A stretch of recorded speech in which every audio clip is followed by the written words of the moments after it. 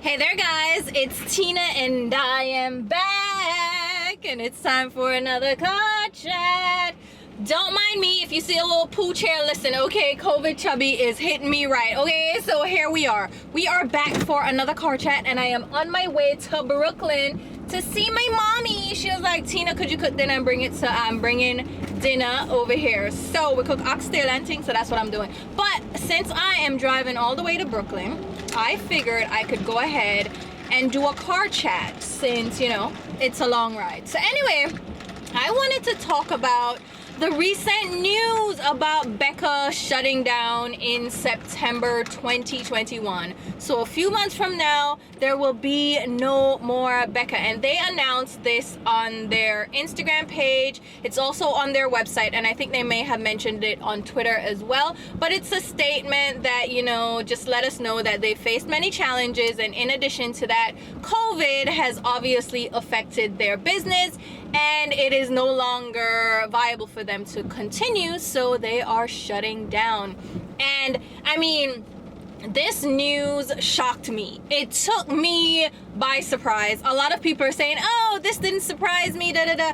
I was surprised. I'm not gonna pretend I'm over here like I knew Becca was gonna shut down. Nah, I am surprised, and not surprised because they're shutting down, because I anticipate that quite a few companies and quite a few brands are going to have to close their doors because of COVID and just the challenges that COVID presents. It's raining, by the way. So just if you hear anything, that's rain. There is so much that is affected by this pandemic and this global shutdown, because it's not like, oh, it's just happening in an isolated area in one little area. No, the entire world is affected by this, and therefore all businesses are being affected, some more than others, and some are actually profiting instead of going under. So Amazon and Tesla, they're like booming, okay? But restaurants and different companies that rely on people coming to their actual stores and picking up products are suffering for sure. So in that sense, I'm not surprised. Like, I knew something would happen to some of these companies, but the fact that it's Becca, oh, that surprised me. It came out of nowhere too, because they've just released a new product. They released a skin tint. It's called their Doing skin tint. Doing, I'm actually wearing it now. They sent it to me because I reached out to them. So for me, it was just business as usual. They're releasing new products. They're just carrying on as if nothing's going on. Come to find out, they're actually shutting down, and it makes me so sad. And for people that are newer to the makeup community, that have been on the scene for just a few years, you might not understand like the impact that this is having on me and on a lot of us in the beauty space that have been around. So Becca has been around for 20 years, and I've been into makeup for how long now? Over 15 years. So it's been a while since I've been in makeup. I was in makeup when, you know, MAC was the thing. So I have a little bit more history with Becca. I discovered Becca for their highlighters. A lot of YouTubers, well, not a lot, I guess it started out with a couple of like really well-known YouTubers spoke about their highlighters, and people flooded to the stores to get these highlighters. So Opal was a big one. And also, what was the other one? Oh my god, there's Opal and there's another lighter one that's like a champagne shade. I forget what it is, but the highlighters, phenomenal. And they have a decent range of highlighters for light skin tone, medium skin tones, and deeper skin tones. So they are one of the only brands that I've seen really try to do highlighters for like the gamut of skin tones, if I'm being honest. Unless it's a black owned brand, we don't really see like deep bronze highlighters, which they have a deep bronze highlighter. Like, come on. But my connection with Becca obviously goes way back, and Becca was one of the first brands to send me PR. Like, come on. Urban Decay, Makeup Forever, and Becca were the first brands to send me PR, like big companies.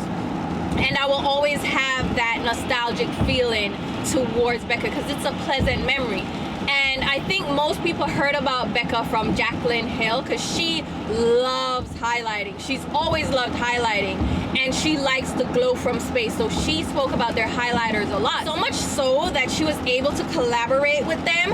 And this was one of the first influencer collaborations with a more mainstream brand. So we're not talking about like Sigma. Sigma was doing some collaborations, and we're not talking Morphe and Gerard Cosmetics. We're talking about a mainstream brand that was not just relying on e-commerce and influencers. We're talking about a mainstream brand like Urban Decay, Too Faced, Makeup Forever, who else? Lancome, like those kinds of companies. This was the first brand that took on an influencer and did a collaboration with them, and that's how we got Champagne Pop. That was like the ultimate baby for Jaclyn Hill. It was a highlighter from a brand that she loved with a formulation that she really enjoyed. So it was just like the perfect marriage of two influencers, because she again spoke about their highlighters before she even did one with them. So it made sense for them to partner with her, and that to me was the real start of influencer collaborations with these brands. So kudos to Becca for seeing like a trend and jumping on it, but they weren't able to sustain that, I guess, that hype around their brand for very long. Yeah, Champagne Pop really brought the brand to the forefront. They weren't able to. What kind of old car is, sir? Why you car making so much noise? You sold all of that bike here. Come on now.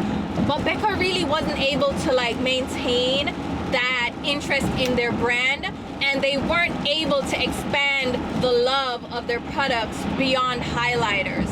Everybody knows Becca's highlighters. I can ask you right now, what do you know about Becca? And you're gonna tell me about probably Champagne Pop or Opal or Topaz or one of their highlighters. But they had so many other products. They had the liquid highlighters, they didn't really push. They have the blushes that were gorgeous. Oh my god, they have bronzers, they have foundation, they have under eye correctors, they have concealer. A lot of those products are pretty good, but they were never able to kind of get the same love that they got for their highlighters for those products. And I think that was the real downfall of the brand. People want to say it's because maybe they didn't really market with influencers as much, they weren't doing the brand trips, but I think it's just a matter of they weren't able to spread out and really sell other products. You know what I mean? Look at Benefit. Benefit is doing pretty well from what we've been hearing as far as financial goes. And Benefit doesn't come out with a ton of product, right? But people still buy Benefit and love their products. So they've done well with their mascara. Their what is it called? I do not remember. Yeah, I just remembered. It is their Real Mascara. That did really well. Their brow products, which I remember when they did the big launch with their brow products, because they came out with like a brow gel, brow pomade, the brow pencils, different types of brow pencils. They had the brow zings, brow powders. They had so many brow products. They came out with a bang. And then of course they have the Hoola bronzer and the box blushes that have done really, really well. They have their brow services inside Ulta stores. So they've been able to diversify, not just be brow products. Like they have a customer base for quite a few of their products, even though they regurgitate the same damn thing over and over and over again. But they've had hits, you know what I mean? So that's why I think Benefit has been able to maintain. And I don't think that Becca necessarily suffered from not releasing products left and right and not doing things with influencers. Because I know Benefit has done influencer trips and they've done different launches with influencers, but Becca has done the same thing with like Champagne Pop. They tried to really milk that. It didn't really work because they didn't have the other hits, right?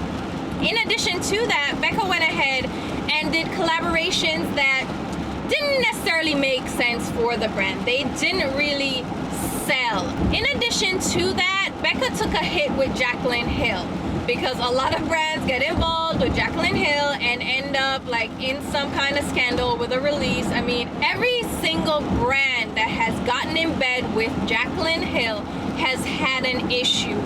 Sigma had an issue with their launch. The website crashed. They sold out. People were upset. They were like, oh my god, that was an issue. Then we have Gerard Cosmetics. Remember, she was supposed to release another lip color with them. That went on the back burner because the owner of Gerard Cosmetics and Manny Emiwe were on Snapchat calling Karina Kaboom ugly, so that didn't go over well, so she severed ties with them.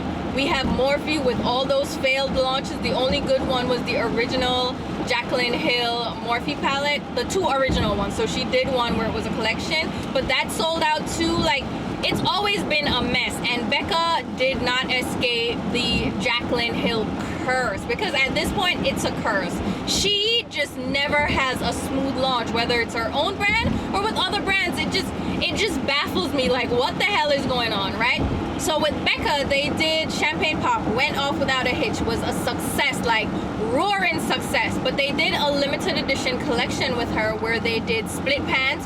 So they have Champagne Pop, she created a new shade, Prosecco Pop, and they did duos with a blush and a highlight. Now, the thing about Jaclyn Hill is that she lies, okay? She just lies, she exaggerates, and she uses this marketing technique of scarcity and, oh, it's limited edition, it's never coming back. She always says that about all her products. Champagne Pop was supposed to be limited edition, and it ended up being permanent because it was so successful. That one, to me, made kind of some sense, you know? But with Prosecco Pop, she released a palette with Prosecco Pop in it, and then a bronzer, blush, and maybe something else. But the point is, Prosecco Pop was supposed to be a limited edition shade in that palette. One and done, it's never coming back. I think it was a holiday palette too. It was never coming back. Next thing, a couple of months later, we had this release with the split pans, and Prosecco Pop was there again. So people were seeing the lies that Jaclyn Hill was spewing because she wanted you to be so excited, get your hands on it before it's gone, that limited edition FOMO, and you end up buying this product just to find out that it's gonna be released again, even though she said it was never coming back, right? It was released again, and then Prosecco Pop even ended up being a standalone permanent highlighter for a while. I think it's still available. Maybe they have finally gotten rid of it, but that was around for a long time. So she lies, and I don't know why she does that. Well, I know why she does that. It's a marketing trick, right? So Becca just, oh my God. So Prosecco Pop came out, and there was a new collection that came out with it. So we had the split pans, but we also had an eyeshadow palette. They have 5-pan eyeshadow palettes that, you know, are pretty decent, and she's raved about the eyeshadows as well, and so it made sense for her to do an eyeshadow palette. Now, according to her, she was so involved. This is her eyeshadow palette, it's so amazing, blah blah blah blah blah. I actually got that in PR. I think that and Champagne Pop were my first PR things from Becca, and I mean, it lived up to what I expected from Becca because I already owned their other 2 palettes. So it's not a Stella formula, it's not the richest pigment, it's Becca's eyeshadow. So when people got these palettes in PR, they started complaining about the color payoff and the pigmentation, and people that bought it were also complaining about the quality of the product.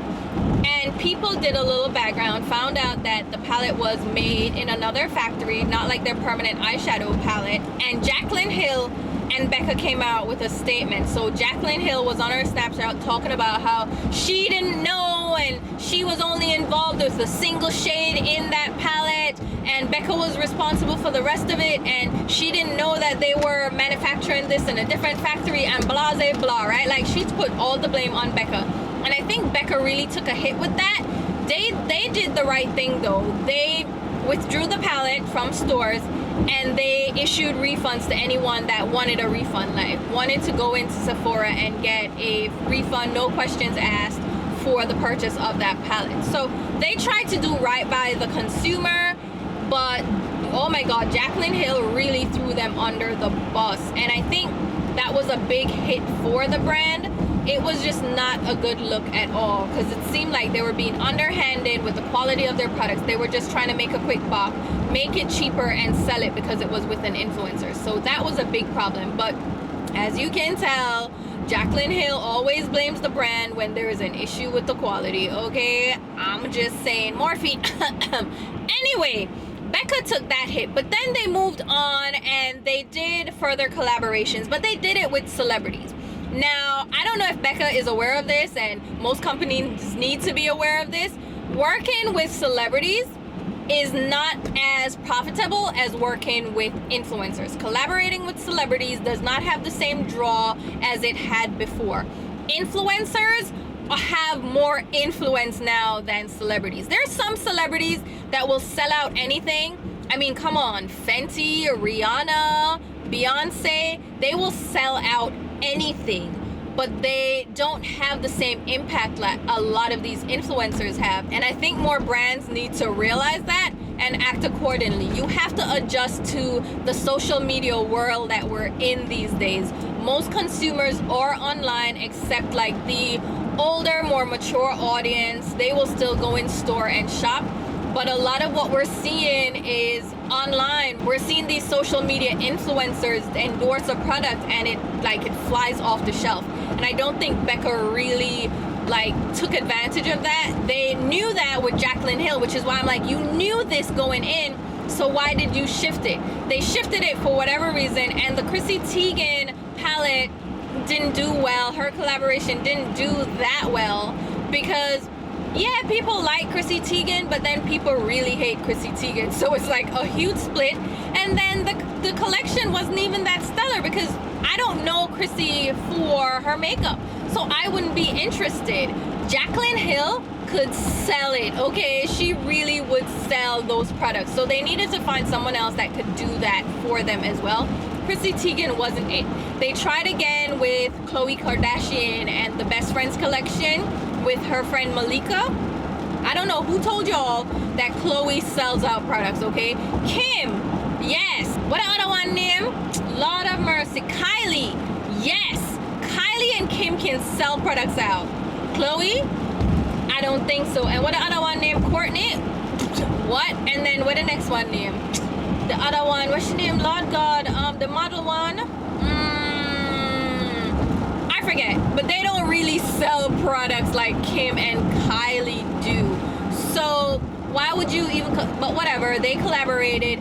The products, honestly, the little face palette with the big bronzer and highlighter and blush, those were good. I still have them and love them. Oh my God, I love them. And they had done another face palette too with like a similar concept. I love those too, and I think they could have gone so far with those products if they released those bronzers as singles in a wide shade range. They could have replaced, where am I going again? Oh shit. They could have pretty much replaced Hourglass in that arena because the formulation that they have for those powders is very similar to the Hourglass ambient lighting powders, and they could have sold it at a better price point and really taken Hourglass's fan base. Like, trust me, they could have done it. Their lipsticks, really awesome as well, beautiful. Their blushes, glorious. Like, I think they could have done so well with so many of their products, but they didn't market it well enough. They didn't take advantage of the influencer crowd. They didn't really push their PR as much, and I think they could have benefited, pun intended, from some brand trips and like some brand launch parties, because a lot of that went a long way. Not anymore, but a lot of it went a long way back in the day. So I think they could have really capitalized on that. Their foundations also weren't that great. They had primers that I think they had relatively good success with, because people like the backlight prime and filter, they could have been so great. I think where they went wrong was their marketing, because I don't think the products were bad at all. They could have done better shade ranges, gotten some people of color involved. Listen, we need people of color to represent and show them that these products can work on darker skin. They never really marketed to people of color, and I think that it would have gone a long way as well to show that they have the range. Like, you have the range that Hourglass didn't have. The shades you were releasing, oh my God, look on them portfolio, Jesus cream. The shade range that they had, the depth of powders that they could have come out with would have blown Hourglass out the water. Hourglass is over here playing in our faces with their shade range for their ambient lighting powders. Meanwhile, Becca has a similar formulation. And they could have like just done it, okay? They could have gone all the way. Where am I going? Cross Island Parkway. Whoo! But this is Belt, no Mega Pond, Cross Island to BQA. Lord have mercy. Anyway, Becca could have really done it because, like I said, they have the products, they have the quality. They just didn't market it well, and they were just riding on highlighters.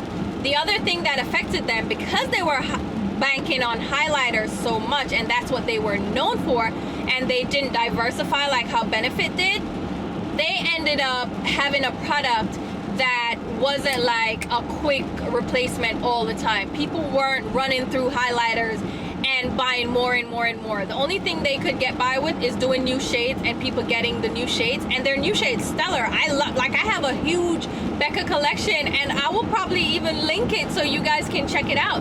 My highlighter collection from Becca, I love their highlighter formula. I love the shades that they've come out with, but that's not enough because it takes forever to go through a highlighter. You're not gonna go through a highlighter. You probably just need one for your lifetime. Get your shade, and unless you drop it and break it or lose it, you're not gonna go through that. So it wasn't an easily replenishable item. Like, I go through my brow pencil so often that, listen, it is gonna be constant. Mascara, oh yeah, we're gonna go through those constantly. So Becca is gonna always have a returning customer. Not Becca, Benefit. You all know what I was talking about. Benefit is also always gonna have that returning customer, that returning clientele. And Becca never really had that product that would drive that return business. That was where they went wrong. I think their concealers and foundation products and primers could have gone a longer way if they really like invested in marketing them. And they really needed to do a better formulation. I love their matte, the matte foundation. I love that. The matte primer was also great. So it's like they had so much potential, but they discontinued products. They didn't really push them as well as their highlighters, and it just never like stuck. It never made a mark, and I am so sad to see them go. Like I said, it's the end of an era. Did I say that? I should have said that. It's the end of an era. Becca, 20 years. Like, I grew up with Becca. Like, I was there. Like, I didn't grow up. I was 20 enough when I got into makeup. But, like, Becca was a part of my makeup history, is a part of my makeup history. And I'm just like, oh my God, it's so sad. It is so sad, and I'm so sad to see them go. I mean, they said they're closing their doors in September, so they have a little time to bounce back and be like Circuit City that went online only, or Forever 21 that, didn't they say they were closing down? Well, they didn't say they were, yeah, they were closing stores, and they have filed bankruptcy, but New York and Company did the same. Listen, they have time to figure out a different business plan, or maybe they're just like, no, that's it. Estee Lauder has like said, no, that's it, cut, okay? And that's the other thing that surprised me. They are owned by Estee Lauder, who acquired them years ago, like I mentioned. So if you have that big of a parent company backing you, why are you going under? Like, it makes no sense to me. But then again, Estee Lauder doesn't really market well. They don't push their products well, because how many of the Estee Lauder brands are doing that stellar, right? So I think they're just cutting their losses. They're saying Becca isn't viable, buy. But that's another part of the surprise for me, that they would have such a big company behind them, but still have to close their doors. But again, they could go to e-commerce only if people really support the brand. I don't know, like, so many people are talking about it and talking about their favorite products from Becca and how they miss them, and I'm sure they're gonna have sales, so people are gonna be buying up the products. So maybe they may end up doing a little online only setup. Who knows? Who knows? But I am just so sad to see them go.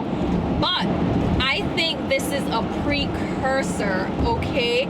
This is the impetus for a lot of brands closing their doors. I think there's some brands that are in the same position as Becca right now, or in even a worse position, and they're still going. And you know what, I'm gonna do a second car chat because I still have a ways to go. So I'm gonna end the Becca video and then do a second version of this where I speak about the other brands that I foresee I foresee them shutting down as well.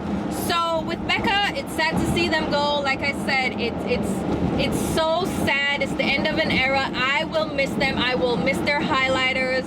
I really miss the foundation.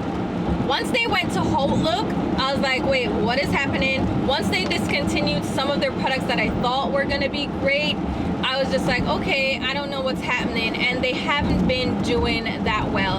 And I think nail in the coffin was their launch last year, the no pigment foundation. People ripped into that, and I think that's why Estee Lauder was like, listen, nobody's checking for you anymore, so we just go cut you loose. But I really think they could have done something. I don't know. I liked the primer. I think going with the no pigment foundation kind of spin on it wasn't really helping their case, because people are like, oh, look at this gimmick. But to me, the primer, as a primer, it was really nice. If they had just gone with a different name for it, a different marketing approach, it could have been great, because I really like the product. I thought it was great. It really feels good on the skin. It does blur. I was very happy with it, and I was also happy with the no pigment highlight that they released. So I think they could have done a no pigment face gloss, right, which would have been like, oh yeah. And they could have probably named the no pigment foundation, they could have named it like a no pigment blur, like something. I don't know. I would have to sit down and go through it, but they really didn't market that well. So I think that was the nail in the coffin. This newest launch is not a bad one either, with the Dew-In Skin Tint and like the finishing powders. Like I said, they could really have given Hourglass a run for their money, because their powders are very similar. But let me know what you guys think. What do you think? Are you gonna miss Becca? Do you not care? Are there products from Becca that you love that you're gonna stock up on? Let me know. So many people are doing videos. People are just talking about this nonstop, and I wanted to just chime in because I have a soft spot for some of these brands. Becca is one of them, Urban Decay is one of them, and Makeup Forever. I just, listen, I love those brands, and again, I grew up with them in makeup, so I don't know. Let me know what you guys think. And like I said, there's gonna be a second car chat, because why not? What is my estimated? Queens Midtown is 20 minutes, so I have about 20 minutes to do another car chat. So let me know what you guys think, and I will talk to you soon. Bye guys.